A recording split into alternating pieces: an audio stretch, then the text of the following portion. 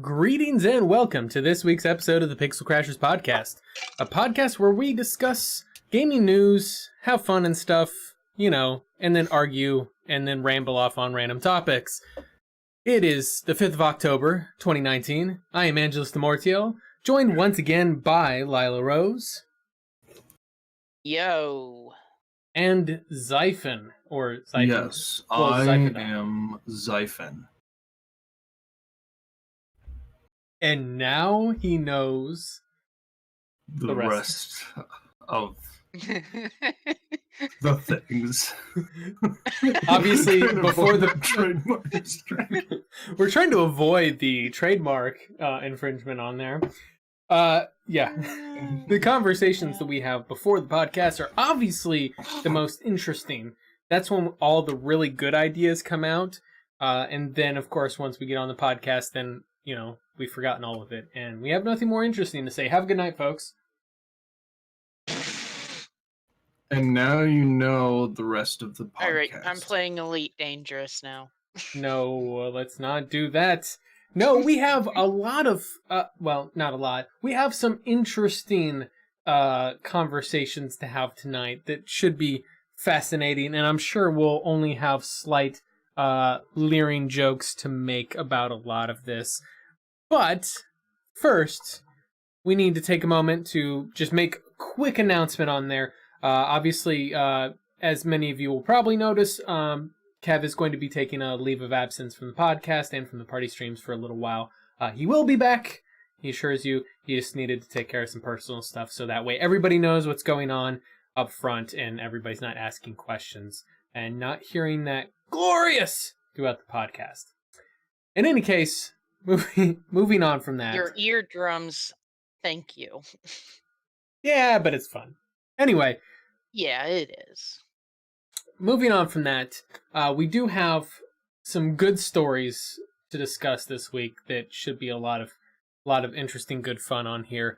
The first one is probably the most triggering to all of the fanboys, the PlayStation fanboys on the face of the earth, which is something to me that just really kicks it into high gear, and that's that finally PS4 is now fully supporting crossplay.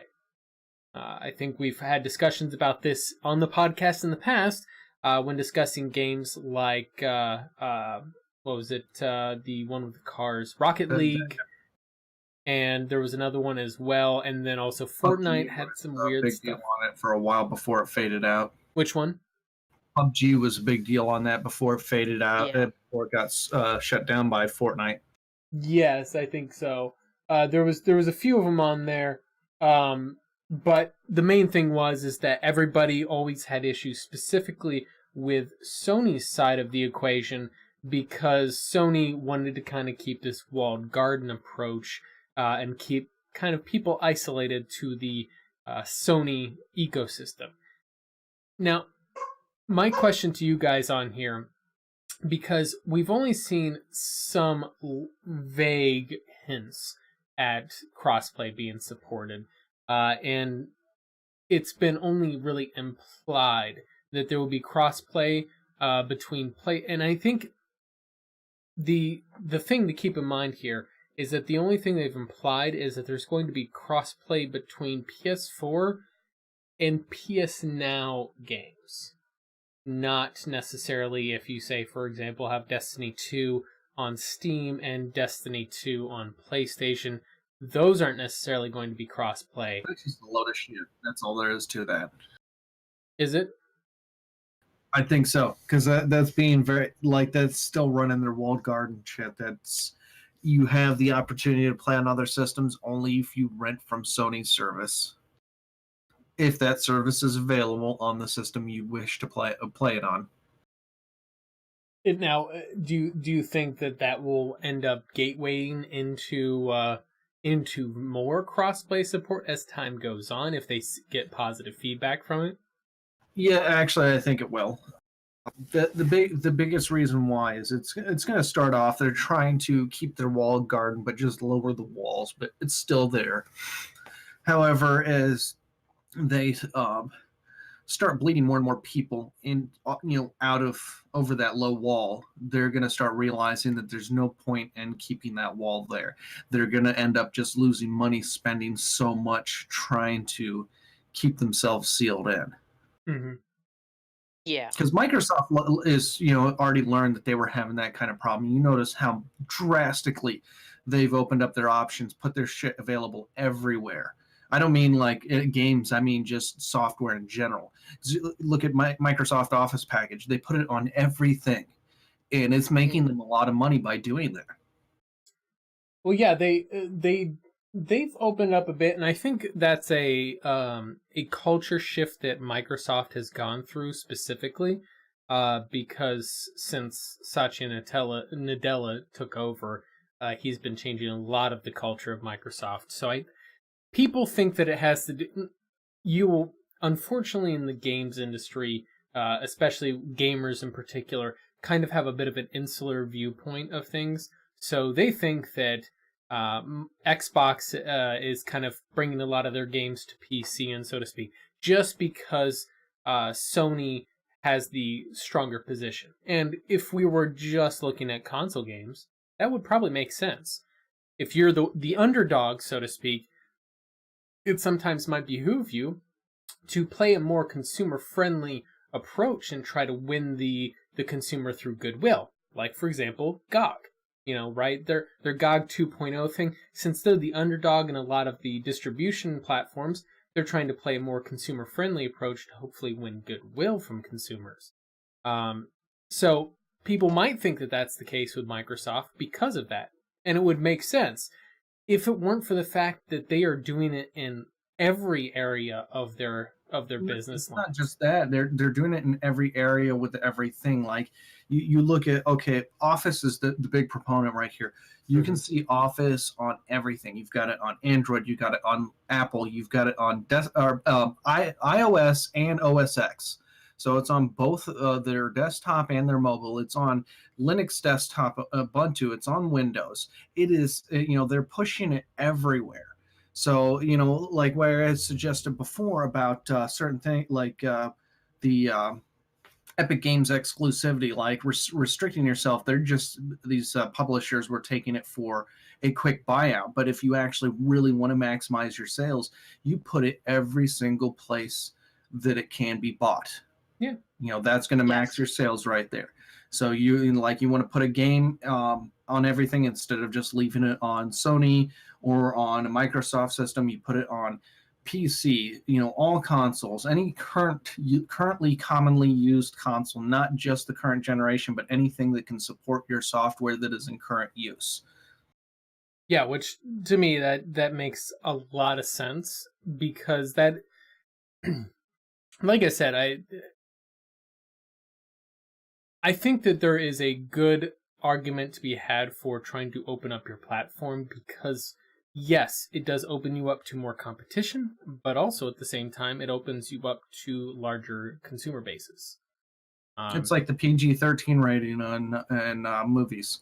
Yeah. You put that PG-13 rating is the way to hit all possible audiences, because you can make the movies interesting enough for adults, but hit a young enough age group to maximize your audience.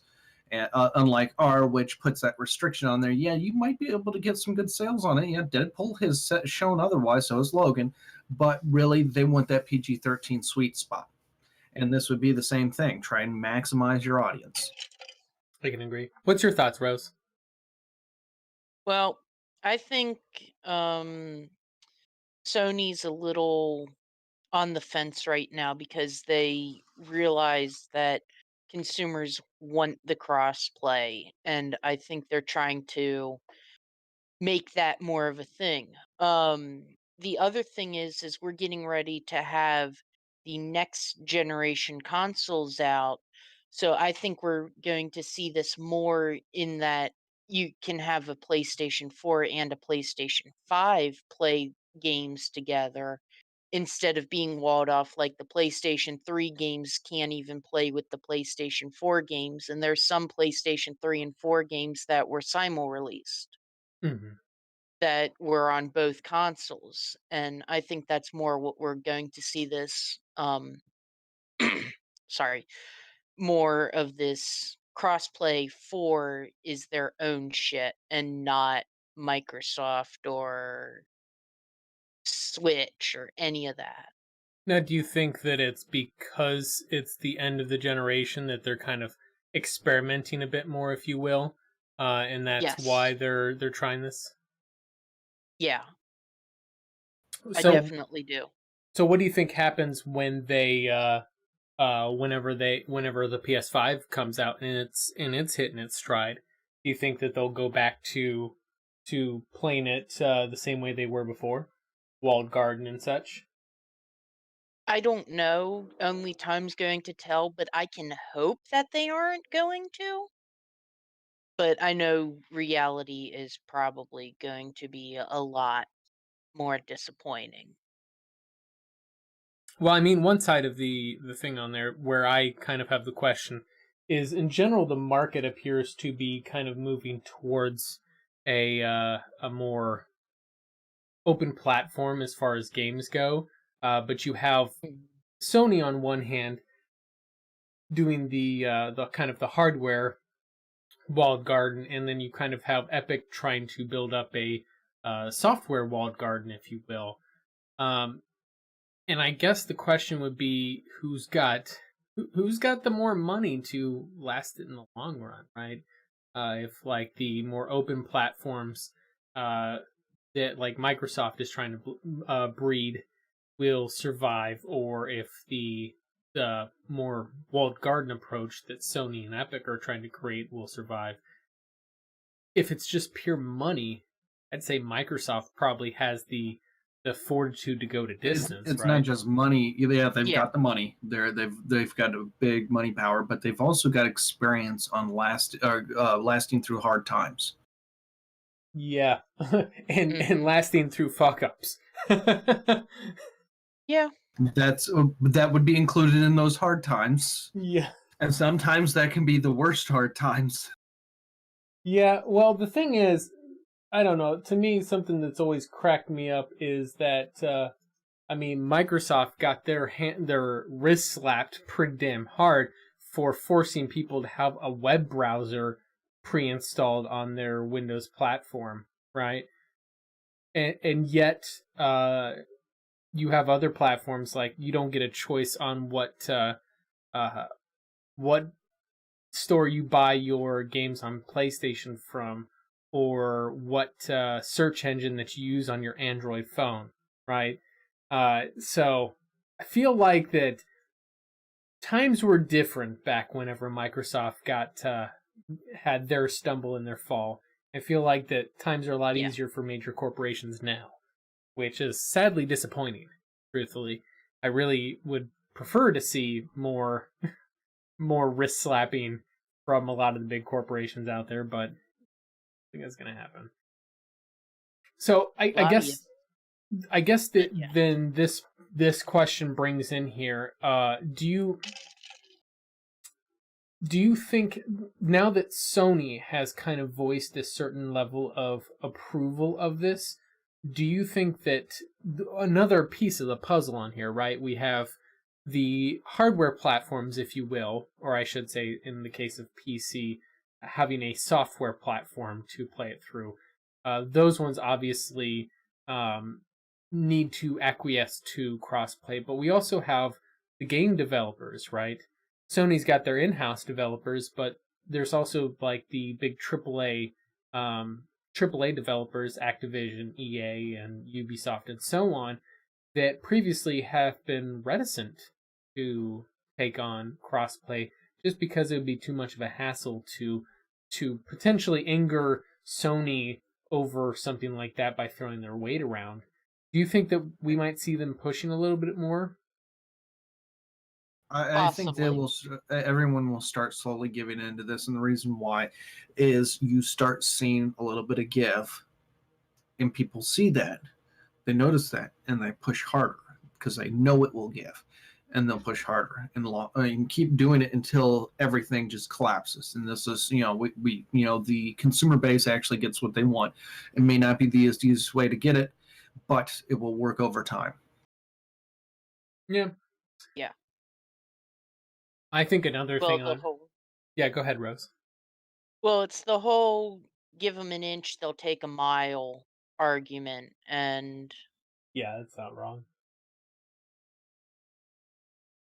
Well, something know. else I have on here too is that I think from Sony's perspective on here, and something to really keep in mind with a lot of it is that uh, it seems to be clear that Sony's motivation on here is that they are well aware that pretty much the track record of the last several consoles has been the dominant console takes a back seat in the next generation. For example, PS2 was the dominant console, right?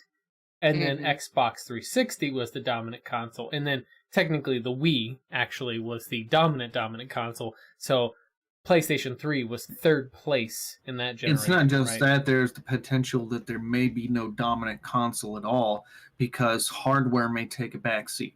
Granted, we are still in early stages, but we are in public release early stages of cloud gaming. So that is something I think Sony, granted, yeah, I know that that's not exactly what the PS Now is, but I think they are prepping for that potential.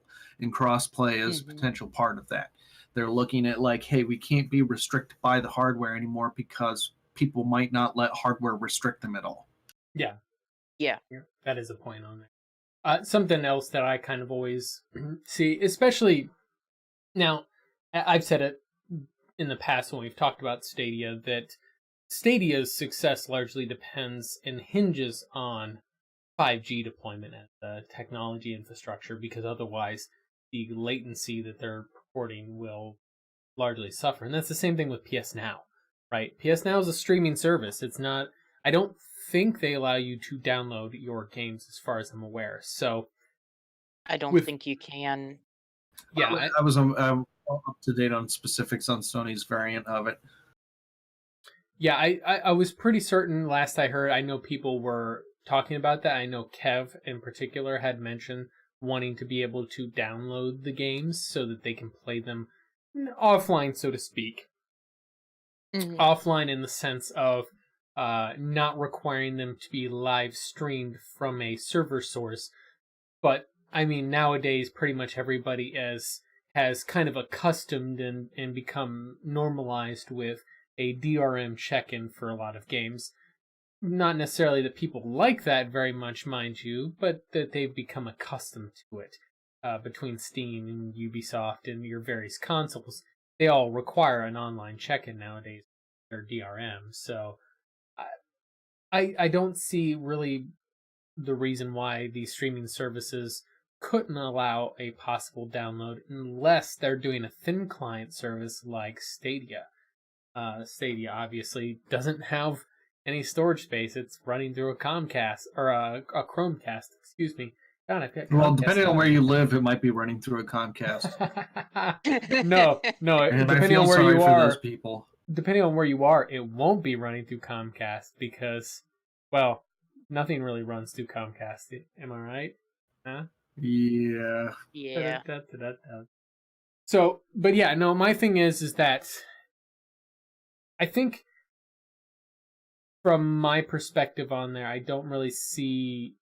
I see that Sony does have a bit of a concern because of the track record of the leading console taking a back seat, and I think that they're trying to slip this in as good publicity right at the end of the PS4's tenure to hopefully stoke a little consumer goodwill right before they transition to the PS5.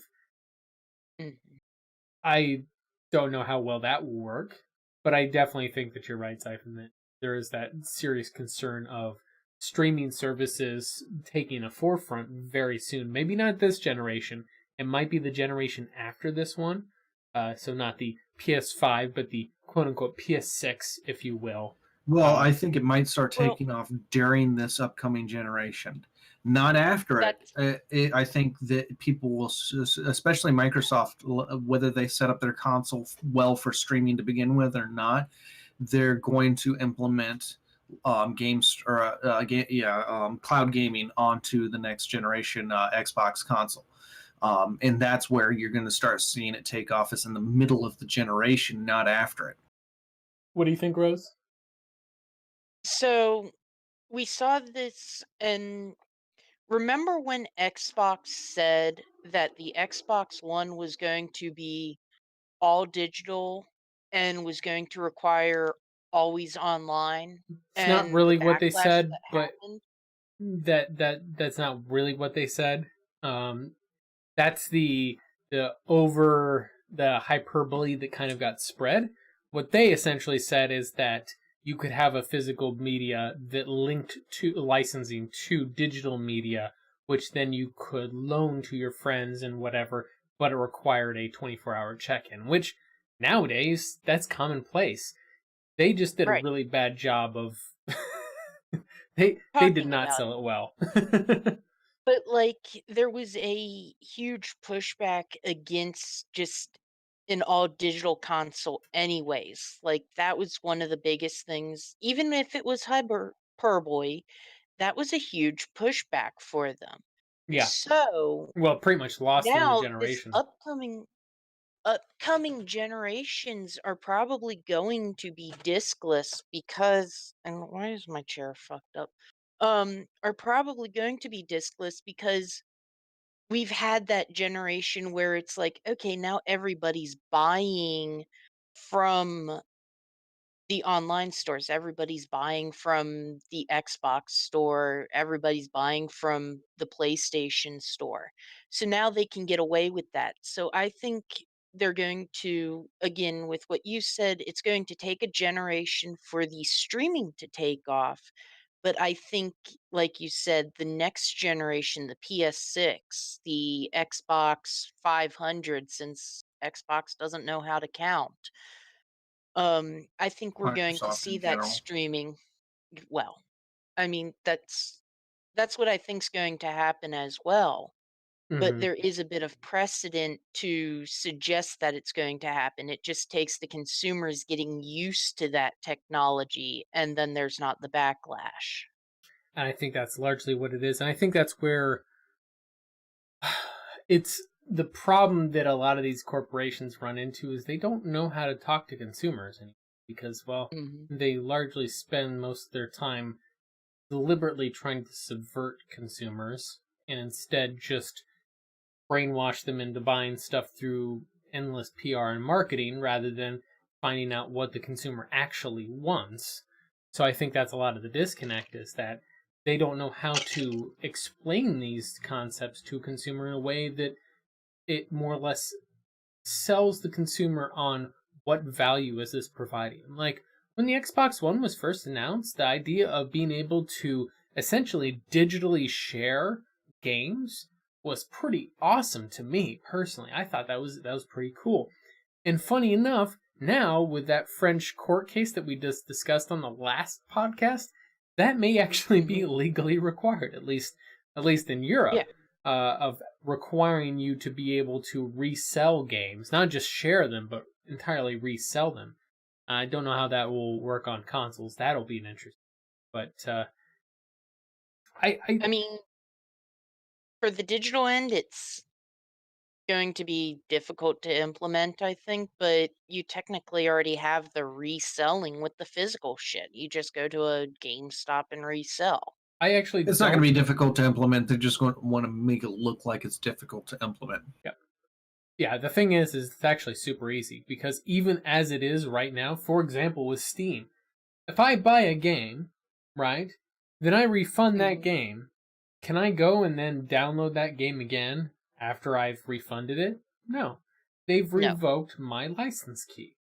That Yeah. license key can then go, as far as I understand it, I may be wrong here, but as far as I understand it, that license key can then go back into distribution and be reassigned to another person. It's just like with every other service that I deal with a lot in the corporate world, where you have software licensing, you can actually unassign and reassign licensing all the time. It's a very common Hmm. practice with a lot of software. So The, games would the be no catch on different. there is if they're doing a resell or a used sale factor, instead of just giving you money and deactivating that key and allowing it up for grabs, they'd more or less have to have a buyer lined up. Once somebody clicks to buy, deactivates yours, activates theirs. Even if they don't use that same Yeah. key, they don't have to do that. They just have to make the association of you sell, they buy. Yeah, we just have to have an account. The catch, like I said, the big one that I wasn't sure on there is very specifically, it refers to places like GOG, but that's kind of Hmm. another But yeah, another thing about streaming, a good way to get it to take off is have allow people the side by side demonstration. Referring to Netflix, Netflix started off as DVDs. Yep. Then they started integrating their streaming services into that, and it was all the same service for a while. You paid for one, you got the other. Yeah. And you started seeing the convenience of the streaming service, even as stunted as it was, what little availability there was, if your internet wasn't working right, all the problems that it had, it just blew their DVD rentals out of the water. And Yep. that's because they showed people the convenience of it side by side. You can have this fast mail turnaround, but you can stream instantly right now. And that's, helped out and say Microsoft, the Xbox Scarlet or whatever their nameology is going to be, they have, say you buy a game through the Microsoft Store, you have the availability to download it onto your console and play it there, but they also give you the availability to stream it, and you can see what the differences are, like the visual quality. Say you can stream it at 4K, true 4K, where the console can only play, upscaled or something like that, and you can Yep. see the differences. Then that will start people will pick and choose what they want. Do they want this thing locally, or do they want it to look beautiful on over a good enough internet quality? Yeah, I see that as being a that's the major thing that I see a lot of these streaming services. Now, the angle that some of them are taking, like I said with Google, they're taking a more thin client approach deliberately, where they are trying to make it where the hardware buy-in is super approachable, right? And that's a tactic I think that might be. And they're smart. also starting out with a zero cost subscription on the lower tier as well. Yeah, yeah, which they Yeah. may keep, they may not, who knows? But the thing is that with their push on there, they're trying to make it very approachable for the basic person, a person who doesn't have like space maybe for a console or a PC or whatever. Hey, you just plug in your Chromecast and you have a controller and your TV. That's it, which can appeal to a lot of people. The downside of that is Controller to that your phone. yeah, 'Cause y'all or got your phone phone. Yep. The downside to that though is that you don't really have the capability, at least on the Chromecast side of it. And the Chromecast side of it is the lowest common denominator, so that's kind of the reason why I'm kind of angling at that one specifically, is because the phone, obviously with a phone you could download games, even if it's a larger game. Nowadays, a lot of phones have hundreds of gigabytes of storage potentially that they could use to store games. But I mean, how feasible does that get whenever you start talking about like new AAA games that are 60 plus gigabytes? That's like half the storage on a 128 gigabyte storage, right? So Yeah. it's hit or miss, to say the least. But I think that so with the Stadia's approach of trying to be ultra accessible to even the most basic consumers, I think is one attempt. But I think with Microsoft's particular install base and also having a console as well that people might buy, having the dual option of stream or download might be a little bit more feasible. Same thing with Sony. If they wanted PS Now on the PC or on the PS5, having the stream it now or download it might be a good approach for them because of their link and having hardware that supports it. Well, and here's another thing that I think has been getting overlooked a little bit in the streaming talk is that, well, we hit on this a little bit with the Netflix, but if we have game streams, we don't have to wait an hour or more for games to install. We don't have to worry about day one patch and we gotta download install that before we can even fucking play the game. We Mm-hmm. will be able to just play the game, because guess who's going to be taking care of those patches? Whoever our streaming service is. Yeah. So they might be able to download it in 5 minutes. So, woo, you can't play your game for 5 minutes. Whereas many consumers can't download the patch fast enough and have to take an hour or more for some of those patches. I do think cloud gaming will have, it may not have the huge takeoff that video streaming has gotten, but it will have a decent amount of takeoff to it, and I think it will help promote crossplay. It will help lead into that, because there's going to be a bunch of different services that work all the same way, but they just have different accounts that you've got to assign to it. So, you know, people, a lot of those games, people are going to want to play with each other, but they're going to have limited restrictions on signing into one service or another, or there's going to be possibly just enough differences that people are going to have preferences from one to another, and that may end up helping to promote crossplay. Yeah. Yeah, I can see that. I mean, the only other angle on it there, yeah, it's crossplay. I think will be, and this is the point that you brought up before, Xaiphen, is that as time goes on, hardware will become less and less of the focus. Which, to be fair, on the console side of things, the hardware really hasn't been a focus, in my opinion. That's another topic entirely. No, just the brand. Yeah, the brand, the hardware as a brand, not the hardware as a value offering, has been because frankly the hardware is completely mediocre and hasn't offered really nothing of value. People buy consoles for the games that they provide, which to me is backwards and should never be done. But with hardware falling out of prominence even more as streaming kind of becomes more and more mainstream, then we might actually see hardware completely fall out of the equation, and you call it the rise of the digital distribution platform as being the new console, which for PC it kind of already is when you think about it, right? Instead of having quote unquote console wars on PC, you see distribution platform wars, GOG versus Steam versus Epic. The difference is that on PC people can interchange them like as they change their socks, and it costs them nothing. Socks are, it's even easier than that. Yeah. So I don't know how difficult it is for you to take off your socks there, buddy. But so, and in any case, though, I think that I think it does bring up a larger conversation of how interchangeable will these services be. Like, I can envision a future of me having a Roku-like device that effectively has PS Now, Google Stadia, EA Origin, Origin Access, and or what is, doesn't EA have a streaming? No, Microsoft has the I don't know. In any case, you get the point. xCloud, I think, is what they're currently calling it. Yeah, xCloud and all those different various services, all on a singular device that you just kind of load up whatever the service of the hour is, right? I think in some cases Microsoft should stick with their testing names, because some of those are much more awesomer.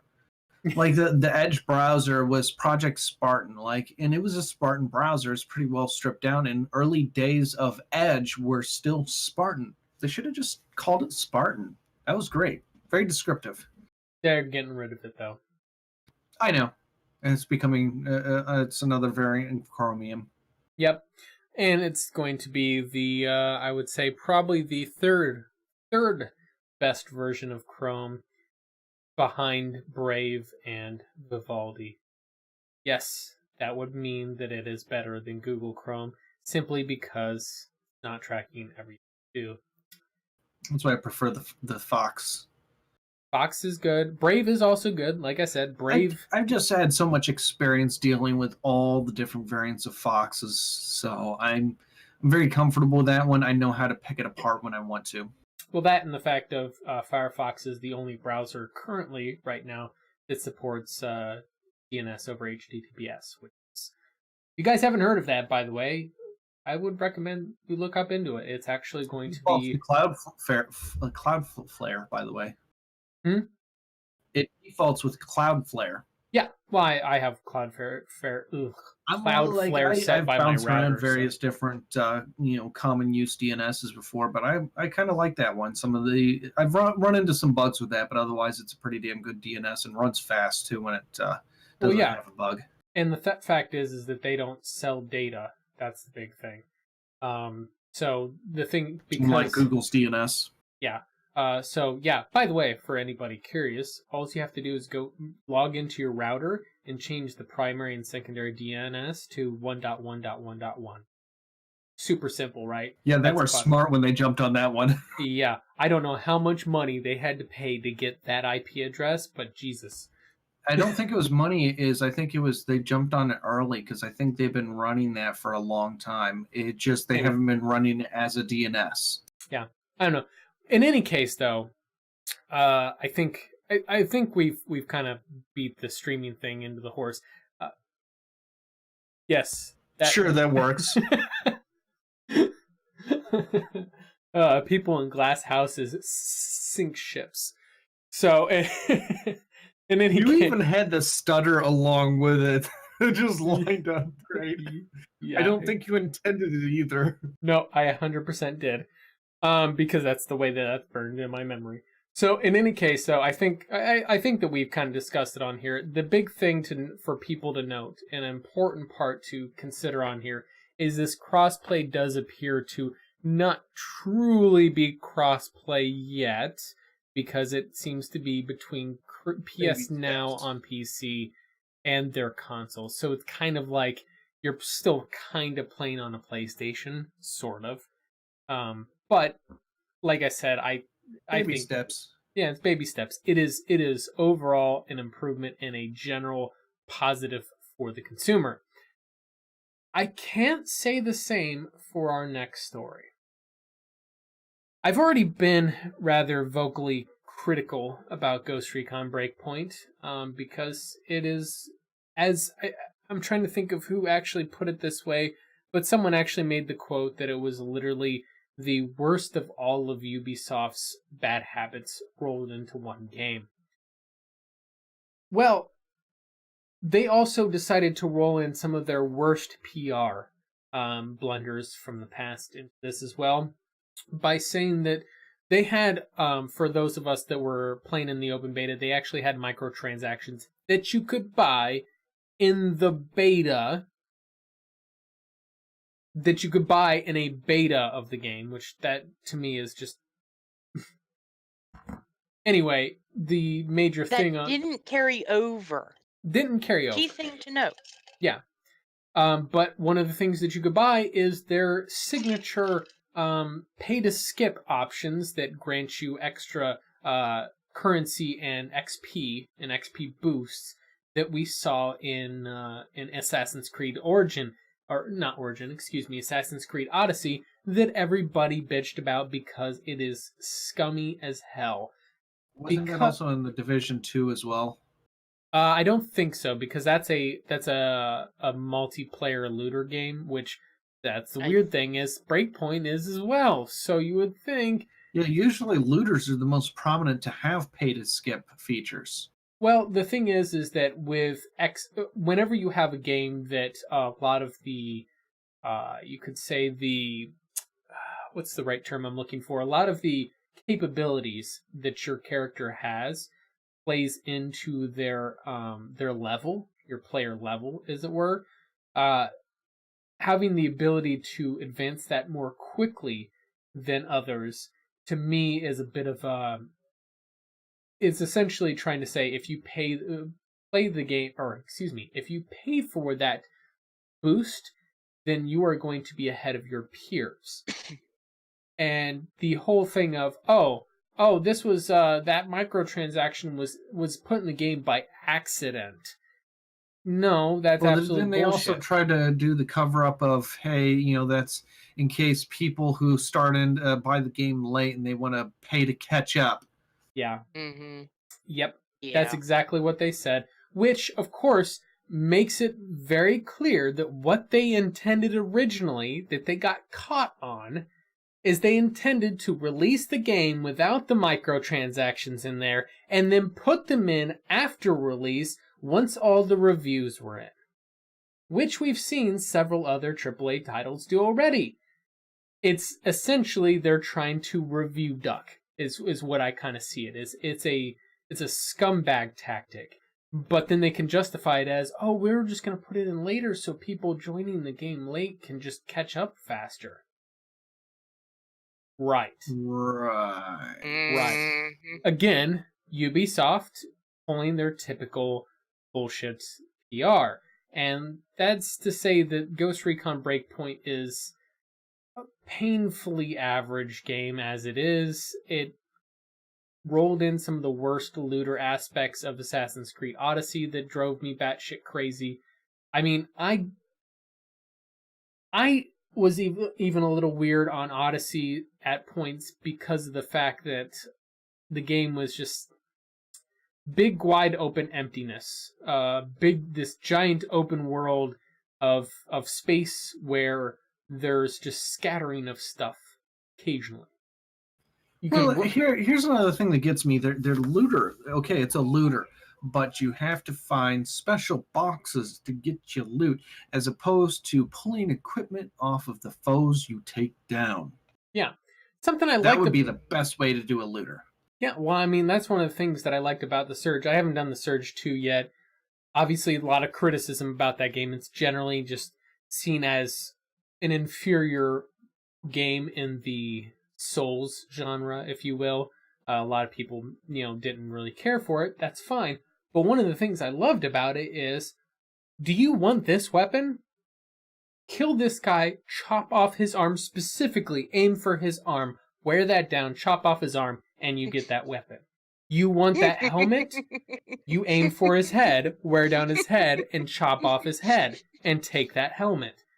That's something that I actually liked about the game is I actually spent there are certain. I was thinking of the original Halo as a looter. Now think about it. How do you acquire all of your equipment in the game aside from that pistol you get right off the bat? Yeah. It is given to you by Commander or Captain Keyes. That is the only. Other than that, it's like you're picking it up off of corpses, either ones that you've killed or have been killed before you got there. There's a vehicle crash and shit got scattered. That's a looter right there. That's the way to do it right. And yeah, you can have those stat variances from one weapon to another. Say it's a little bit damaged, so it's not the same stats as one to another. And you can have those looter effects where it may have a value to drop one of the same kind of weapon in favor of picking up the other one, because another one may have different wear and tear on it. So that makes sense. Obviously, there would be no leveling up effect. There's no creme de la creme. It would just be slight differences from one to another. And it could be all random and procedurally generated. So it's just a matter of take your pick on what small discrepancies you want to deal with. But you could effectively run with the starting version of whatever you pick up the first time and run with that throughout the whole game just as effectively as you could whatever the last bit you find. Yeah. My thing is that I'm in general, one of the things that I can't stand about looters is the whole variation of a single gun that you run. Now, that's one thing Warframe did right. Yeah. Well, Warframe, obviously, you don't really have... you don't really have too many guns. Yeah, I mean, they've got tons of guns all over the place. And that's its own... They've got more than enough. They've got too many guns even for the Matrix. Right. I need lots of guns. No, but my thing is that, so one of the things I was vocally critical about with Dragon Age Inquisition was whenever late in the development cycle, they went and added in low-level variants of the, legendary, super unique items. So there were a set of I can't remember what the quality was called. We'll call it whatever, legendary or whatever your highest tier of rarity is in that game. Whatever it's called. Super, ultra, BFC rare. I think it was artifact or unique or whatever. Point is, those were there was one. Now you could get multiples of those drops, which is another complaint I had about that game. In Mass Effect's multiplayer, obviously, as you got card drops in the loot box gambling, that would level up the gun, and then once that gun was maxed out, it was removed from the drop table. In Dragon Age Inquisition, you could just get duplicates of the same weapon of slightly varying stats. That was annoying enough, but then later on they went back and added in more low-level versions of it so that people getting lower-level drops could also experience those.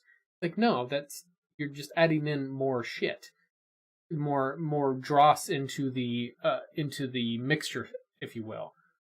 That's the problem I have with looters in general, is that fact that, oh, hey, I got this awesome sniper rifle. And the weird thing about Breakpoint that I notice is, like, I had the first fucking DMR I got, and I'm taking out the level 60-some, when you're doing the introduction segment, right? And you're up against, like, essentially, I don't think intend for you to kill these guys. I think it's... Oh, no, I have fun. Yeah, I think it's intended for you to run away from those really powerful guys that, after that cutscene where you're introduced to the antagonist of the game, I think it's intended for you to run away from those tough guys. Well, me being me, I sit there and play guerrilla warfare, and I take them out one at a time very carefully, and strategically with, it was a DMR or a sniper rifle, one of the two that I had acquired up to that point, and it was like, what's a more damaging sniper rifle going to do if I'm already able to kill these extremely strong guys? And then, obviously, later on, we ran into the drones that I think it was Rose and I don't think you were with us at that point, Xaiphen, but we were trying to take out some drones, and they're bullet spongy as hell. But you mean the well-armored ones that you blew up? You drove the car into and immediately got us killed, and then you were like, well, we can't let that stand. We got to keep going back. And we won. Yeah. Thanks to me having a rocket launcher. Yeah. Rocket launchers fix it up. Well, my major thing on there is that it's a... overall, I think that it does depreciate the usefulness of having those increasing damage numbers on the weapons whenever the enemy is even stronger enemies. Still, which I think it's good that I could take down guys that are extremely powerful, because that's signature Tom Clancy, right? Yeah, even if they're super awesome guys, if I get a headshot, they go down. This isn't The Division. This is Ghost Recon. I appreciate that. But it does kind of clash with you wanting to make the game a looter. And the problem is that it's... The other thing, too, that I don't really know how this works, the skips part, the XP boosters and all that, skill point bundles and all that shit, if that ties into the PvP elements of the game, because it does have the Ghost War side that I always ignore, because I like PvP. If that translates over to the PvP side of it, that seems a little pay to win. I mean... Now, they did say that if you do enter that PvP realm, everybody's levels are synced up, so everybody should be on a level playing field. I don't necessarily believe Ubisoft, but I don't have any reason not to believe Ubisoft with that. But I also do recall reading that you can literally buy pretty much every item in the game for currency, for real money. So, like, I come into PvP as being a complete noob with basic assault rifle, basic pistol, or whatever. And I don't play Ghost War, so I don't know the way that it plays to speak to this. But if it's you can have a character that has a pre-built loadout, whatever that may be.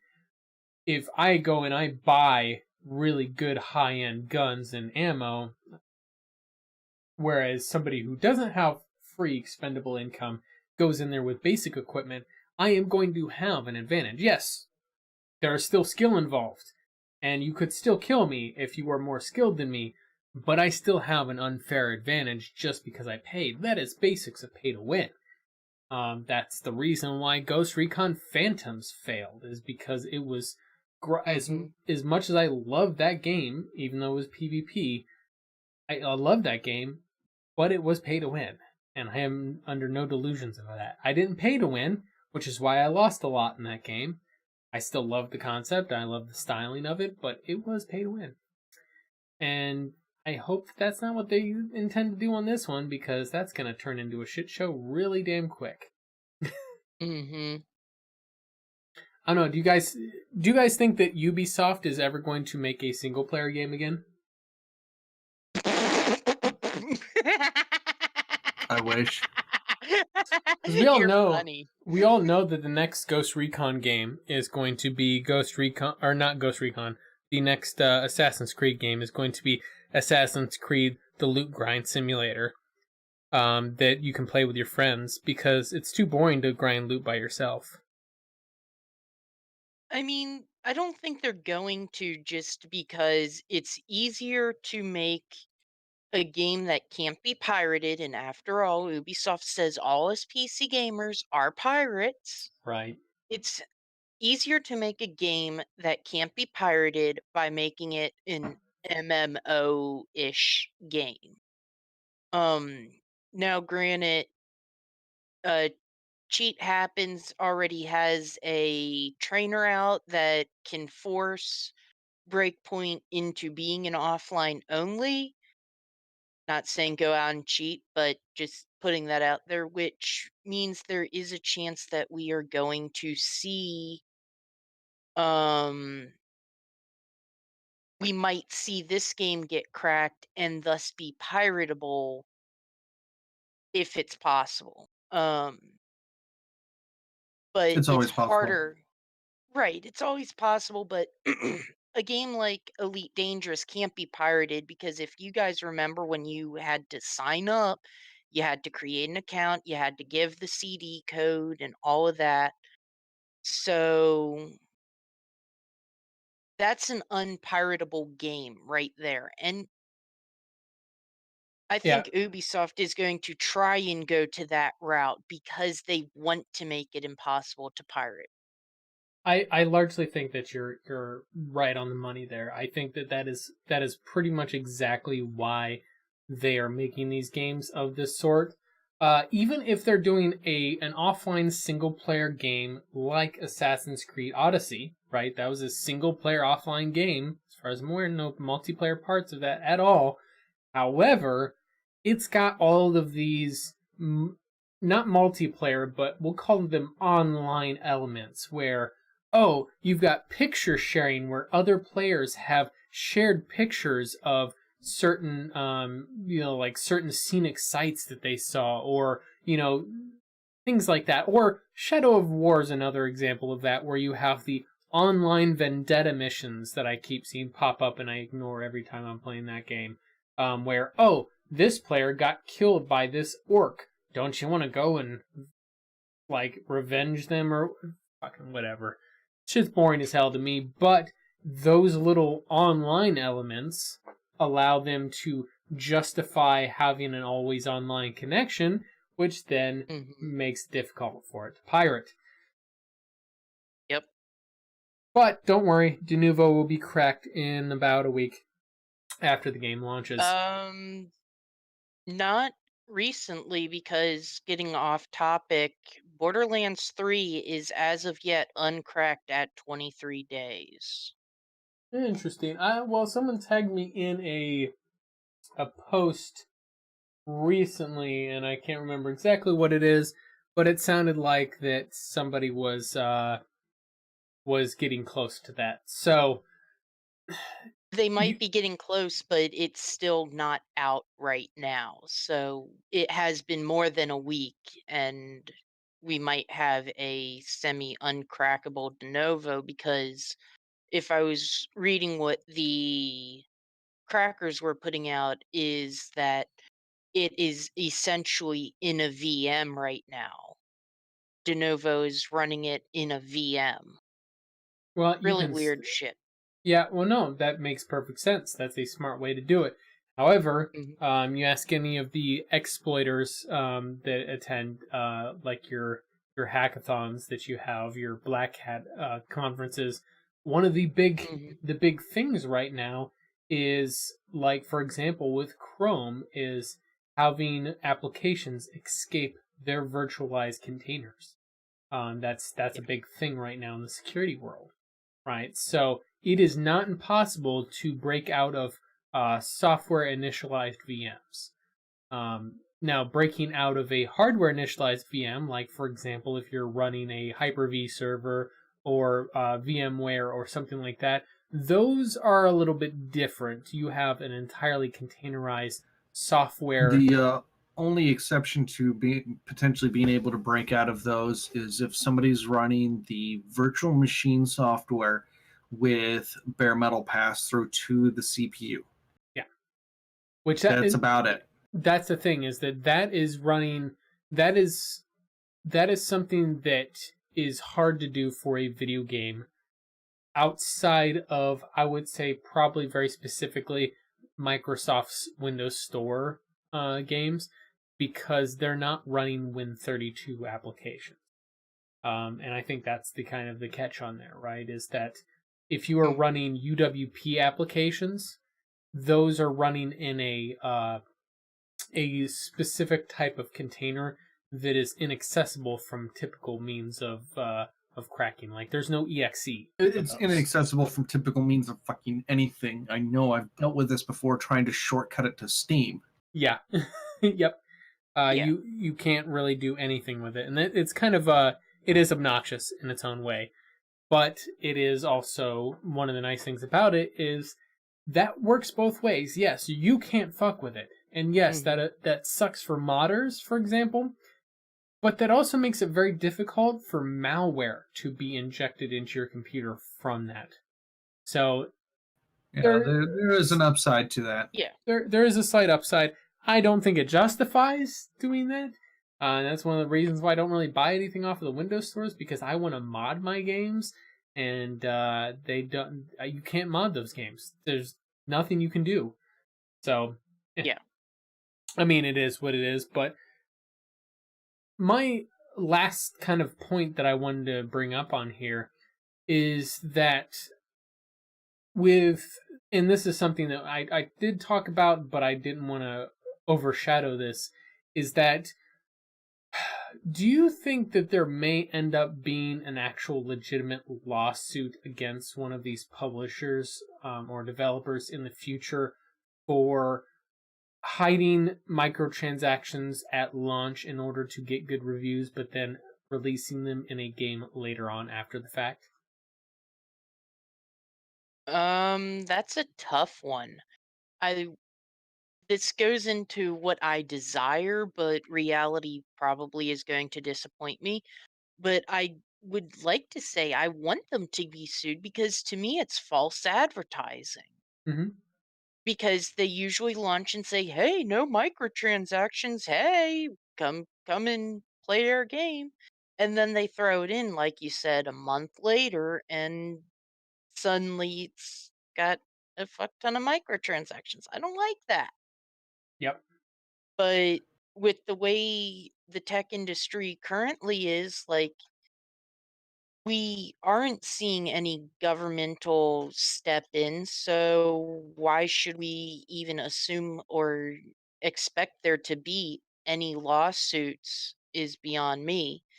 And if users do a class action lawsuit, it's going to have to be within the EULA, which right now they've been going to that arbiter based bullshit and making it so that you waive your right to a class Force action arb lawsuit. Force arbitration. So here's the thing: Yeah.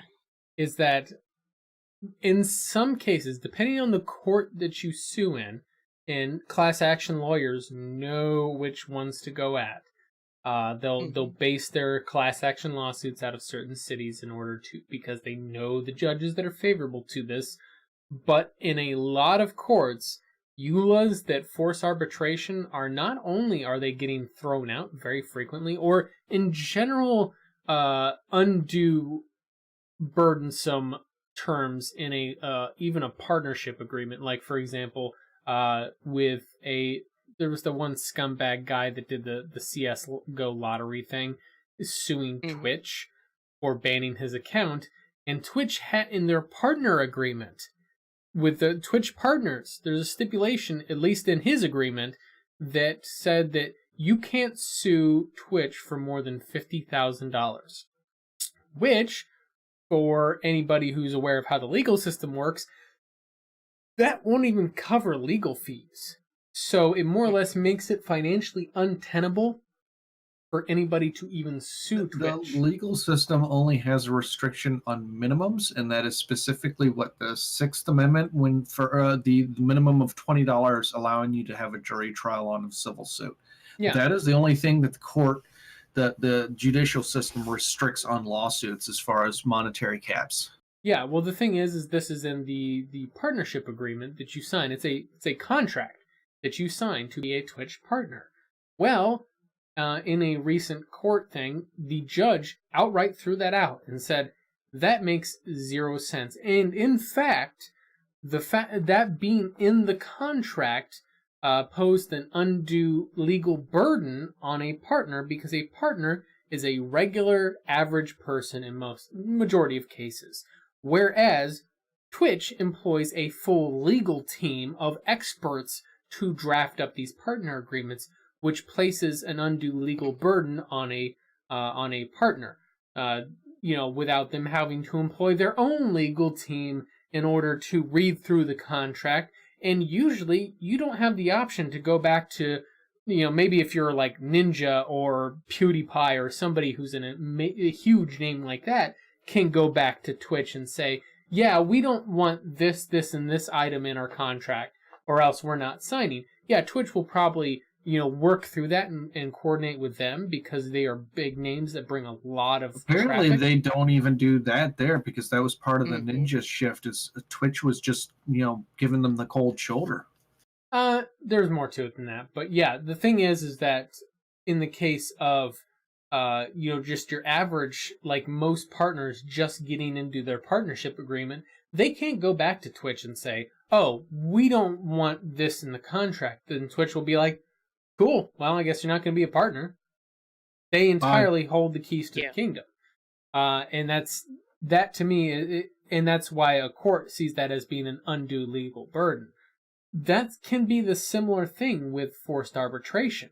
If a judge sees the forced arbitration clause as being an undue legal burden, especially when it comes to consumer protection thwarting, like if you're essentially thwarting class action lawsuits based upon consumer protection laws, a lot of judges are going to throw that out. Like they won't even do it. And there's even like a lot of, I can't remember what's happening to this, but I'm pretty certain there's even a law in Congress that is trying to ban forced arbitration clauses, because they are just directly anti-consumer. Like, yes, in some cases they can actually be beneficial, because if I'm just looking for a refund, like I just want a game, I want to refund my purchase and the company won't let me refund it, and then I'm going to, because like, let's say they add loot boxes in after the fact, right? For example, Steam's bullshit return policies. This is complete nonsense. You play the game for 2 hours, you can no longer return the game. It gets auto-rejected, right? And then the company adds in microtransactions later. I want a fucking refund. I did not buy this game with microtransactions in it. That's pulling a bait and switch. A classic anti-consumer that goes against the law, right? However, if I were to go to Steam and say I want a refund, they'd be like, hey, you played for 2 hours. Sorry, no refund. Well, then I could bring legal action against Valve or against the publisher of the game or whoever and say, hey... Or all the above. Or all the above and say, hey, I want a refund of this game, and they could say, hey, arbitration. And I can be like, cool, that could be a very quick way, because in those forced arbitration clauses, almost always, the company that has that agreement will say, we'll pay for the arbitrator. And most people think, oh, well, that means that they'll hire an arbitrator that is preferential to them. Actually, they're not allowed to do that. It has to be a kind of a 1-800 arbitrators thing. They don't get to choose the arbitrator. It's just a randomly selected arbitrator that they pay for.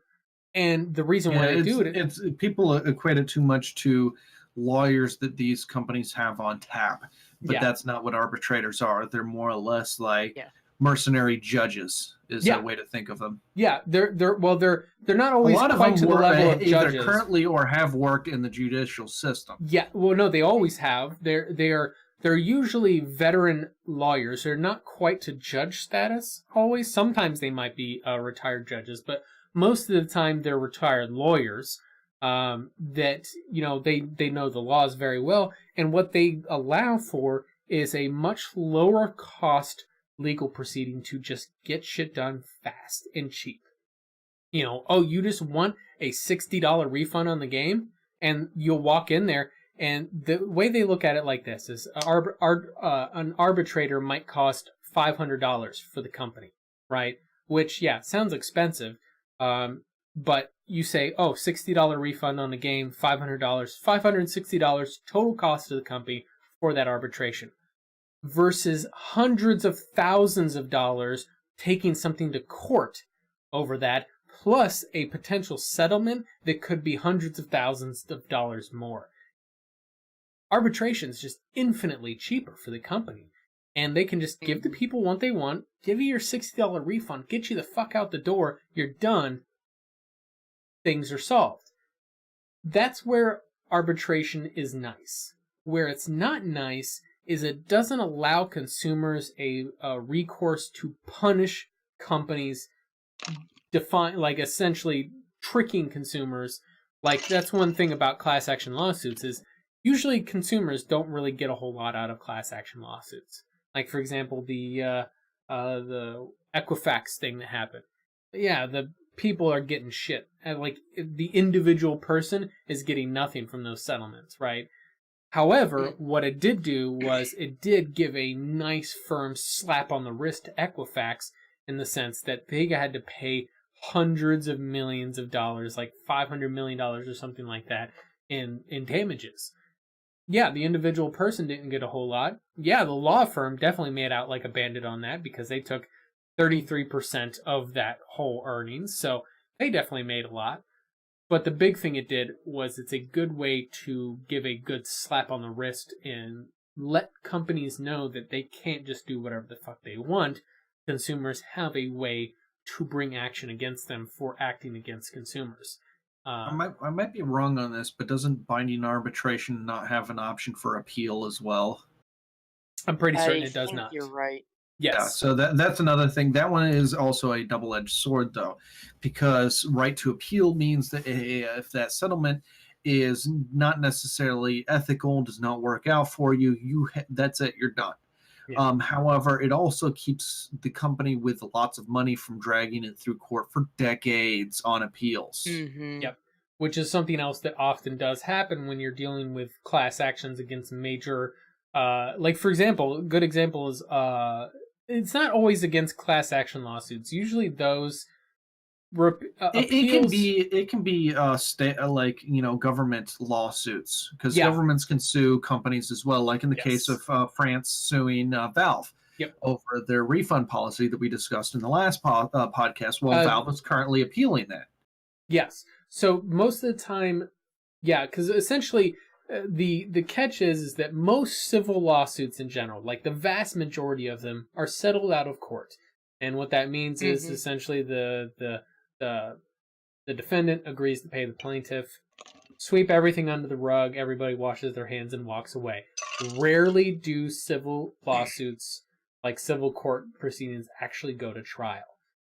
Because that alone is long and expensive. It can drag out for years by itself, not counting appeals. However, the catch on those ones is that most often civil trials are very hard to appeal and usually get batted down pretty quickly in most cases, because whenever something is ruled on by a jury trial, unless there was clear legal malfeasance of some sort, usually most judges are going to be like, hey man, a trial of your peer, or a jury of your peers said that you were guilty. I'm not touching that. But whenever it's a panel of judges, like for example, you go to a district, a circuit court, circuit court of appeals, and they turn you down, and you're like, well, I'm just going to go to the next circuit up or whatever, or go to the Supreme Court or whatever.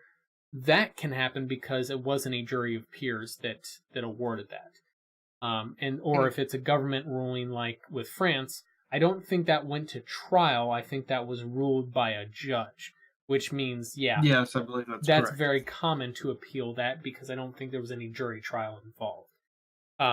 Jury trials are a lot longer and a lot more expensive than a panel judge ruling, and that's kind of, I think, where you see the difference. And arbitration, yes, is cheaper and all of that, but yeah, you can't appeal that no matter what.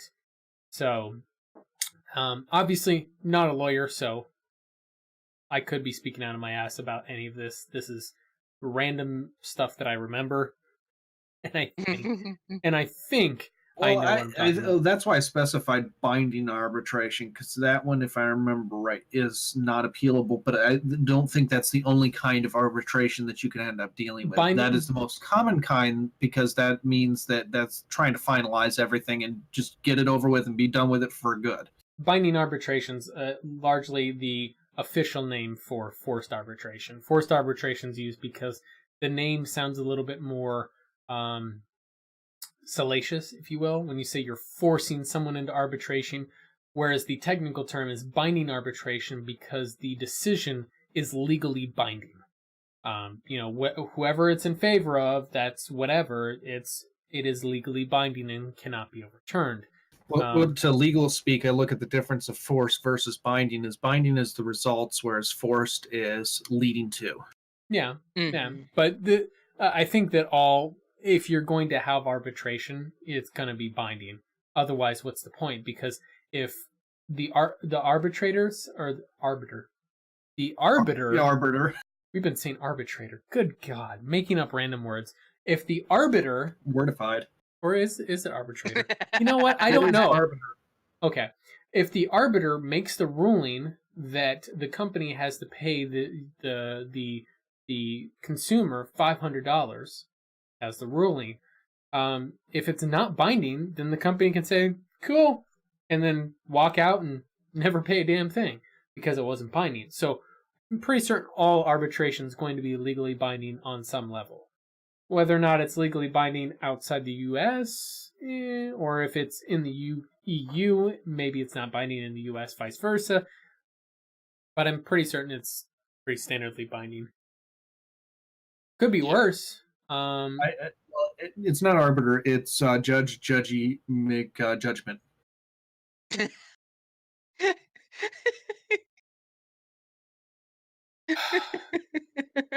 Speaking of shit, Judgerson. I don't know whatever you want to go with on that. Speaking of shit that just really makes your eyes roll, let's talk about frogwares, shall we? So many of you guys might be familiar with the Sherlock Holmes games that were on Steam. They were made by a Ukrainian studio called Frogwares, which it actually, they're very well regarded games. A lot of people really like those Sherlock Holmes games. Well, essentially the contract between Frogwares and their publisher, Focus Home, the publisher for that game, because as far as I know, there's no, it was just as I was talking to Rose on Twitter earlier, there's the first party versus third party interaction. Essentially, third party, you could see it as freelance development, right?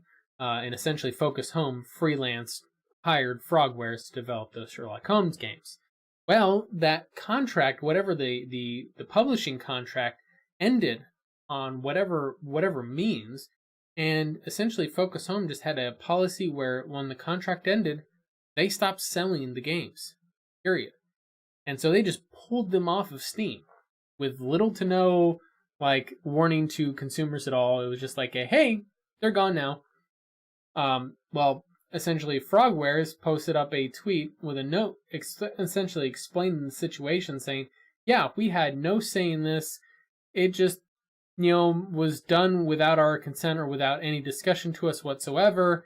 And, we pretty much lose a whole bunch of stuff on this.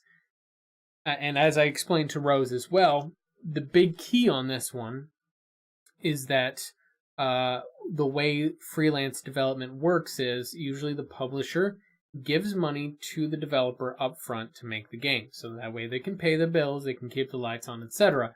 Then once the game launches, the percentage of the sales that would normally go to the developer, the publisher keeps until that that loan is paid back.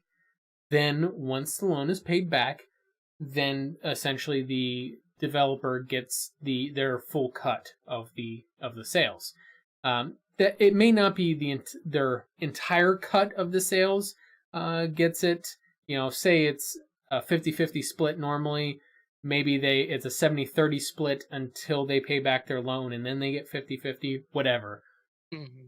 Since these games have been out for a long time, it stands to reason that that kind of loan that the publisher gave to Frogwares has been paid off, which means every sale Frogwares was making their full cut on, which is something where all developers want to be at. They want to keep getting those sales because they make more per sale for those games. Well, whenever they randomly get taken down because Focus Home has a policy of not transferring titles belonging to developers that no longer have any business with them, it just kind of fucks over the developer, right? Yeah, it screws over everyone, Yep. honestly. Yeah. But it screws over consumers, developer, and publisher. Like, that's bad lawyering right there. Somebody didn't read their contracts right, I'm guessing, or they just were so desperate to sign that they're like, yeah, well, I guess we'll just eat it. Well, the other interesting part about this is, as far as I understand the way the contract's written, Frogwares owns the IP. Yeah. That is what they said. As the creators and the IP owners of those games, we have no control or say in this. How did that even make any sense? There was some condition in the contract that they were not paying attention to because it gave them rights to the IP, but did not give them rights to that particular created content. I don't know. I need to see the contract, and even then, I'm not a lawyer, so I will probably miss it. But I'm guessing that there's something in there, some little nitty-gritty in there that says that, hey, these particular portions of this IP is owned by the development studio, whereas it's not even owned by the development studio, reverts to the developer's control on termination of a contract. Something along those lines. Even though they have the IP, that means they have creative rights. They can continue on with the series. But those portions that have been created independently, they do not have full ownership of those. Well, from what I understand, specifically what the kind of the specifics of it that they said, is that essentially the deal with Focus Home Interactive ended. But the Focus Home Interactive refused to transfer the rights of the store listings to Frogwares. So it's not that they couldn't go and create new store listings of it, but that comes up with its own problems. And I think they're currently, as it is, they might have already done it since it's obviously been a few days. It was the 26th of September. So obviously it's been about a week or so. So they may have already created store listings for it now. But one of the things that it does is that it removes visibility. It's kind of like a YouTube channel, for example, right? Just because say I'm signed up with an MCN, which you really shouldn't do in 2019. They're worthless anymore. But say I'm signed up with an MCN, a multi-channel network, right? And they have some kind of, like, the way the contract works is they have some kind of creative control over my channel, and my contract with them ends, and I want to get out from underneath that MCN. And they pretty much say, that's cool, yeah, you can retain all rights to your videos, but we're going to shut down your YouTube channel. Yes, I can create a new YouTube channel. I can upload all of my old videos that I had on that old video YouTube channel and have them all there, and bam, they're the same as they were before. However, all of that traffic is lost. Yes, exactly. And that's okay. So that's what the deal is. I was already misreading just an article. So if I actually saw the contract, I'd screw that up more. Yeah, and that's kind of the thing, is that, like, all of the people that had the game on their wish list, maybe they had it on their wish list a long time ago, and don't necessarily remember the game, but when it goes on sale, they obviously get notified and so on. And there's in a lot of cases, that sort of thing really can hurt the sales of a game, because not everybody always remembers the games they put on their wish list, especially if it was, say, during a Steam sale, whenever it was like, hey, add a bunch of games to your wish list, guys. That, it really does kind of kill a game's momentum and being able to be visible, which, especially on Steam, it's already hard enough, right? Yeah. So it's kind of an unfortunate thing that nobody thought about this, and they just more or less said, oh, your contract's done, we're going to pull it off of there. I guess the question that I raise on here is, if the developer retains ownership of the IP per contract with a publisher, do you think that they should at any point in time allow the publisher to control the store listings of the game? If the developer owns rights, no, absolutely. But this was a reverse case, wasn't it? Where the developer had control over the store listing, or there was some effect in the store listing which the publisher had to pull the store listing. Well, so from what it seems like... Or did I read this backwards? Like the developer more or less took their ball and went home, whereas the publisher was left... No. Frogwares is the developer. Focus Home is the... Yeah. So in this particular case, in my thought on the way it works now, at least my rudimentary understanding of the business side of it on how everything works, is that essentially the publisher maintains for example, on Steam, which this mirrors to other storefronts as well, but they'll maintain you could kind of see it as a stall in a flea market, right? You see a flea market, everybody's got their little tent, their little table set up. That's maintained by the publisher. And then the products that they sell, they rarely make themselves, right? It's usually somebody else made that and they're just selling them, right? So in this particular case, you see that stall at a flea market, and you see a bunch of video games on that table there available for sale. And in this case, it was all of Focus Home's offerings. But the sales contract with Frogwares expired, and so they simply took all of Frogwares stuff off of their table. They still have all of their other games still on that table at that flea market, but that's it. Nothing else, right? So what it seems to be like in that case is that if I were Frogwares in their situations, I would have... What they're doing right now is they're setting up their own stall at the flea market so they can sell their games. Which my thought is it might have been smart to do that from the start if they retained ownership of the IP, but I don't know what benefit there is to having your game for sale through a publisher's store listings versus your own. That's kind of... That may have been just part of the contract with the publisher to require that. That's true. Yeah. That would make sense.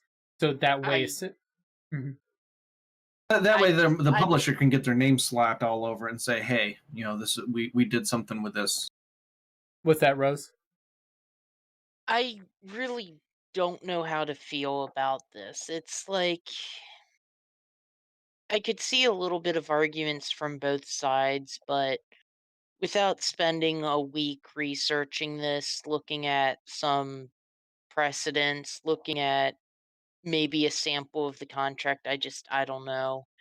But I do agree that it sucks for the dev in that they're being shafted. They're being bent over and not even given a courtesy spit here. The truth is that I think the reason for the way it's set up currently is because the way the cash flow works. And this is something that's often misrepresented by the likes of Tim Sweeney. The way the cash flow works is when you buy the game, the cash goes through the distributor to the publisher and then is divvied up to the developer, right? So, for example, you buy a game on Steam, Steam takes the money, removes their cut, gives the remainder to the publisher. The publisher then takes their cut and hands the rest of it to the developer. And that's I think that's the key on there is that if it was the other way around, if Frogwares maintained their own storefront with the games, then the money would come to the developer, and then they would have to pay out a cut to the publisher, which is currently not, as far as I'm aware, the way I understand it, is not the way that it's handled. So, well, part of the whole publishing idea is, you create the work of art, the publishing company makes it public for you. Yeah, they're responsible for the administration side of it.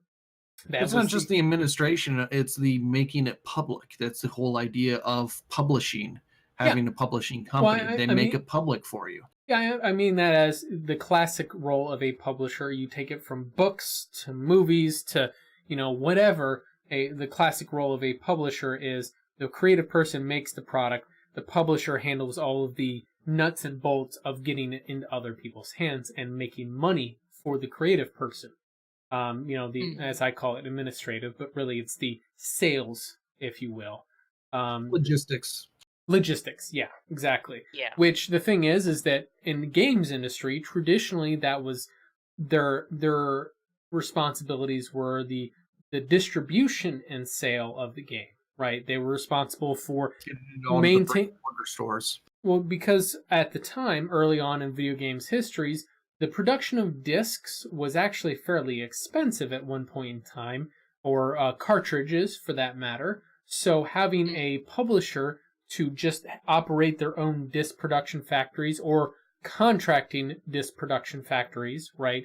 And then the developer develops the game, hands a gold copy, the going gold, if you will, the master copy of the game, hands it off to the publisher. The publisher goes and makes thousands of copies of that master and distributes it out to various outlets and stores for purchase, right? Obviously, same way it would work for a book. As a book, or music, or movies, or whatever. This is a very similar process, right? That's the kind of the traditional way that a publisher operates. Which it's kind of gotten a little bit more complicated with both fronts, both movies, movies, books, all of it nowadays, because you have digital distributors like Amazon for books, not Amazon, Amazon Books or Audible or whatever, or Steam or Netflix, whatever. You have an additional layer, distribution layer in that chain that gets added in there as well. So previously, where it was just the publisher, now you have publisher and distributor as two separate entities, which is a little weird. But to me, that's where the complexity gets added in here, is when you have the distributor or the publisher working with the distributor, and the publisher then pulling the developer's games off without contacting the developer. That's where I kind of have a problem with it. Yeah. Even if they just let them know and said, hey, we're gonna pull your games off your. You have 30 days to pack your bags. We already changed the locks on you. Yeah, as far as I understand from what Yeah. they said is that they didn't even. It sounds like they barely said anything. Maybe they gave them an announcement as they were doing it. You know, and as far as what Frogware says, that there was no policy of doing that ever mentioned to them in any of its contracts with the publisher, and had not been applied to Frogwares in the past. So it seems like it's the right word, a priori, after the fact. I can't remember my terms here on here. But essentially it's a retroactive change to contract, which is legally not allowed when you're dealing with a contract. You can't just go and add shit on after the fact. That's not the way those work. Strangely, I'm not sure why they didn't make any sort of legal case out of this one as well. I mean, no, everybody else is suing Maybe they everybody. can't afford to. And that's probably true too. Oh, you know what? I bet you I know why. Duh, it was right in the first line. They're a Ukrainian studio. Probably very difficult for them to. I don't focus home. I don't know if they're a U.S. company. That company is based on is out of East Ukraine, and they're getting caught up in the little skirmish that's going on there. That's what that issue is. Yeah, like they can't sue anybody because the Americans. They can't they can't sue people because unfortunately their tank right outside office makes it very difficult to sue anybody. You understand? You understand? That window. Vladimir Putin has gun pointed at studio. Can't sue anybody. Sorry. All right, that's my nothing like a horse. Yeah, that's my very very bad again. Ukrainian accent. That's probably just pissed off everybody that is east of Germany. You're welcome. We would like to apologize to all Eastern Europeans and Western Northern Asians. You know what? We just like to apologize to the entire continents of Europe and Asia.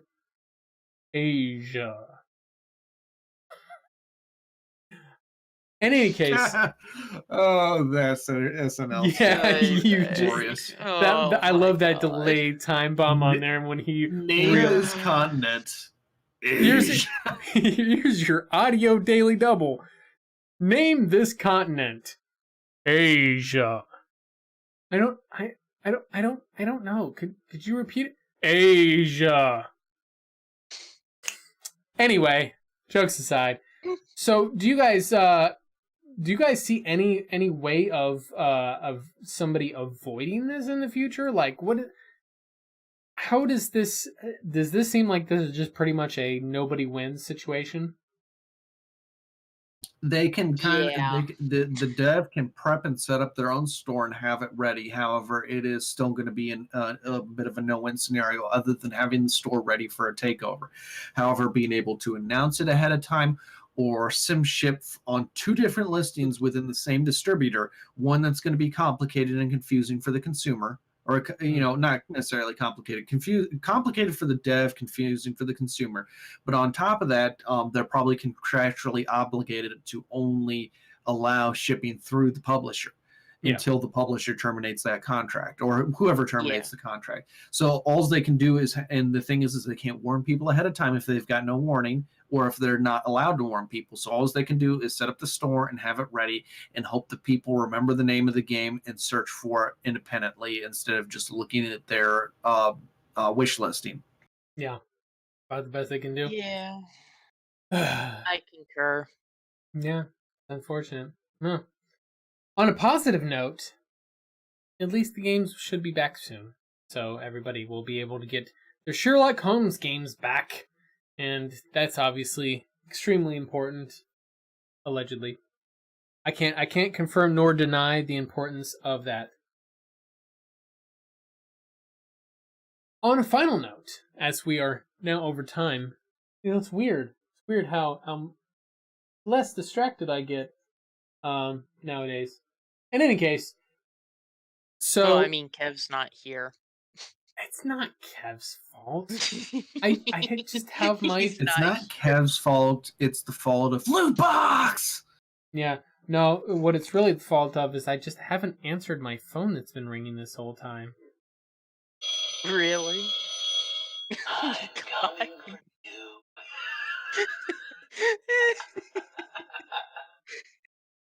What's funny is I hear the first part of that, and that's the ringtone I set up as my business line. So whenever I hear the classic phone ringer, Yes, I have one of those really obnoxious Halloween things that makes a noise and annoys everybody. Got it? Because it's a skull phone. It's got a skull on the dial. And it's an old school rotary dial, so pretty much everybody under the age of 25 has no idea how to use it. That's my favorite part. Hey, I know how to rotary phone. Everybody Fuck you, Mark. Everybody under the age of 25 does not know how to use it because they were born in the age of pressing the buttons on the phone. What is that nonsense? there was a discussion I was having with somebody. It's like, what will kids of this generation not understand? It's like the pain of misdialing a number on a rotary phone. Oh gosh, yeah, because it's hang up the phone, pick up the phone, start all over. And yeah, because it's literally like you're It's speed dialing, forcing it to turn faster. there's no speed dial on a rotary phone. Well, no, because it dials back at a certain speed now. But when you got the pulsed signal, yeah, you were actually able to force it to go faster because it was already sending out that signal while it was dialing back. But when it required the timing of it dialing back, which is before our time, you couldn't speed dial it, or else you'd screw it up. Yeah. But the thing is though, is it's still, I love the classic styling of it. It is it's my special friend, and I very much enjoy it. It's super nice. Mark's just a giant play baby. Yep. I want to see you send a text message through that.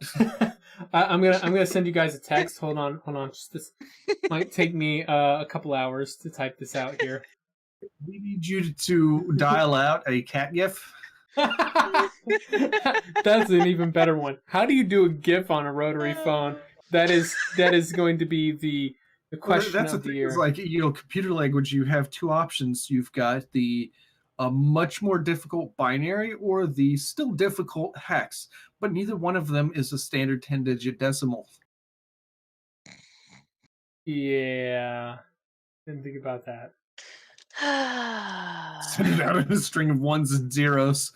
40 years later, you finally finish the picture.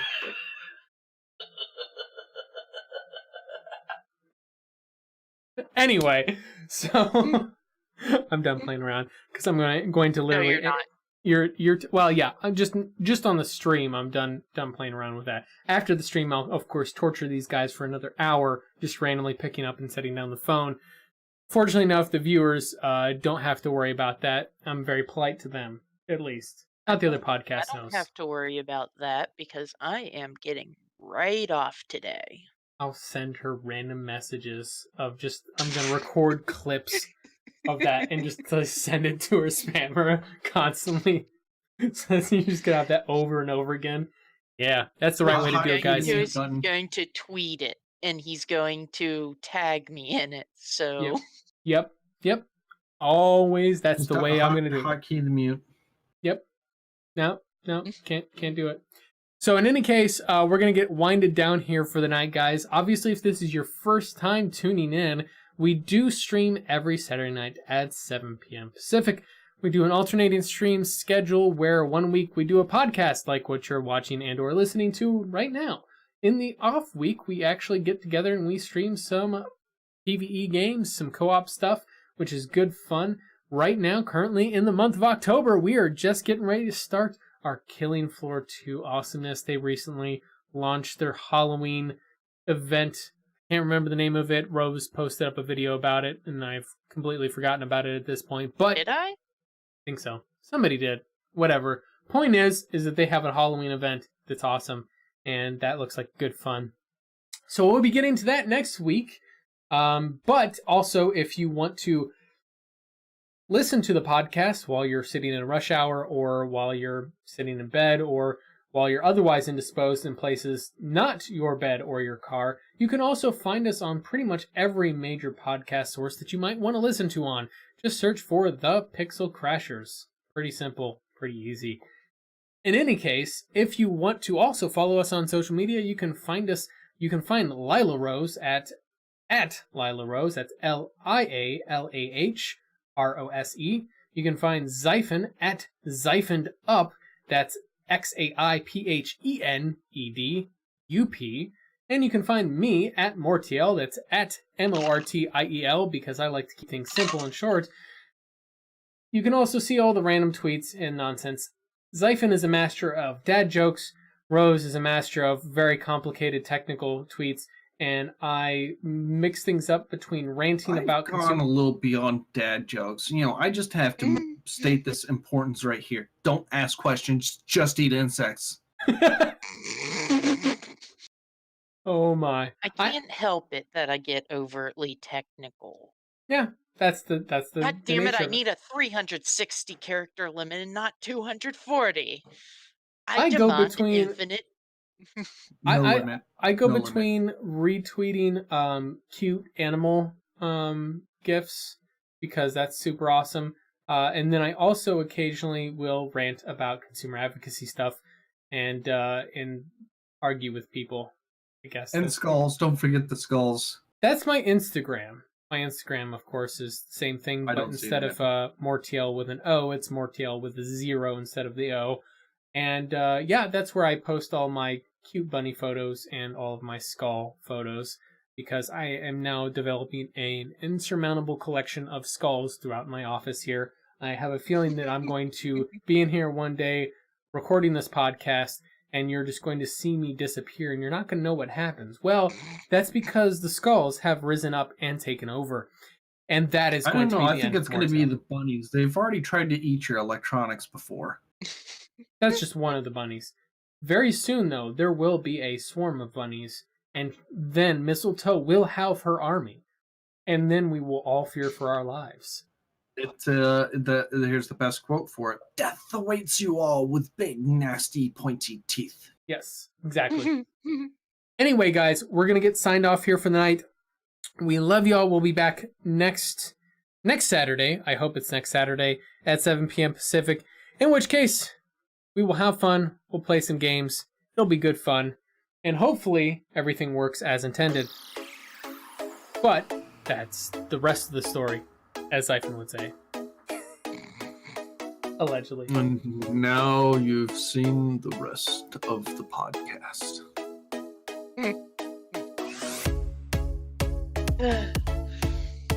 Ah, shit. 42? Yes.